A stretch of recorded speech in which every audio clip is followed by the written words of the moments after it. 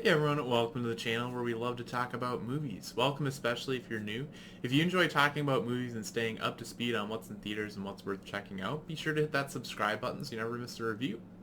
Alright, with that, you may notice we are in a new month, so we've got some new steelbooks up on the wall right above my shoulder on the right and the left. So we got 12 new up there, so enjoy the new scenery for the month. And yeah, here today we're going to talk about the movie I just got back from seeing in the theaters. It is Honk for Jesus, Save Your Soul.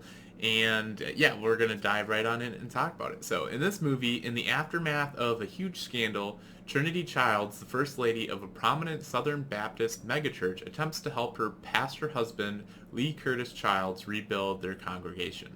So I'd seen a trailer for this and was kind of interested to go see it in the theaters. Not like super high expectations or anything, but yeah, let's get on in and we'll just talk kind of non-spoilers what I thought of the film. So first and foremost, I thought the story was pretty interesting. It called back as far as like movies go, and especially in like the last year or so, it called back a bit to The Eyes of Tammy Faye for the type of story that it is, given that it's about a couple who are, basically the pastor of a church and on their mission to spread Christianity and bring people to heaven. Like that is their goal, is to save souls. So it's a interesting story to then have the setup be taking place, sometime after a scandal's happened where they've had to close their church because of a scandal involving the main character. So it was a very real story. Like these felt like real characters, real people to a degree. Like but they do feel like real characters, but they're the sort of real characters who put on a show, and it was interesting getting that throughout the film. So the movie shot as a mockumentary, which I also really liked, and you don't get a whole lot of movies like that. So a lot of it takes place, I think it's probably a 4:3 aspect ratio, and that's like when the documentary crew is filming and the camera's on, and then it goes to widescreen if it's outside of that, which they do swap between them a bit, but it's mostly in that documentary format. And that was another aspect that just made it feel a lot more real. So I don't know that it's based on true events. There's certainly plenty of like scandals that happen with religious people and especially religious leaders. So like regardless of the denomination. So I think it's a very current story that it's telling, but the focus is on, so if you're the individual involved in the scandal, and they keep it kind of a mystery, like you don't really know what it is. They never go into like complete detail with it, but especially right off the bat, they don't really tell you what it is, and then they kind of give you some details over the course of the film.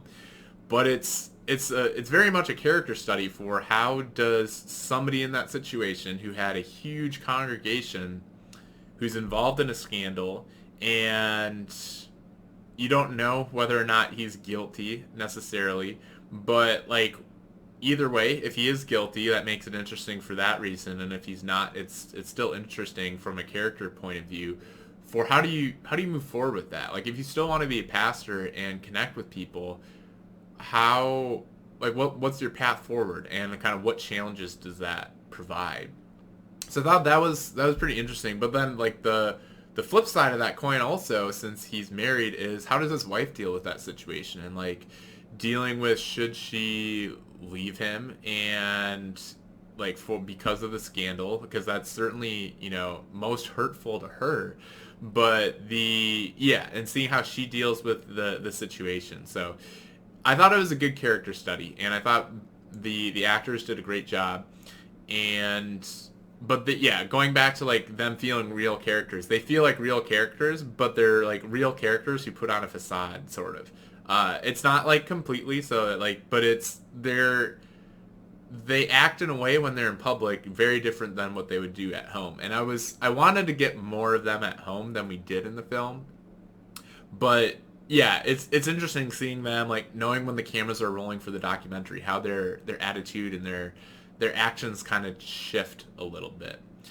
And it was interesting seeing them like tell the camera crew to cut, but they wouldn't always cut, and having to deal with that, and like knowing that you're on camera, and how are you going to deal with things. So Yeah, I thought it was a good film. It was a good character study.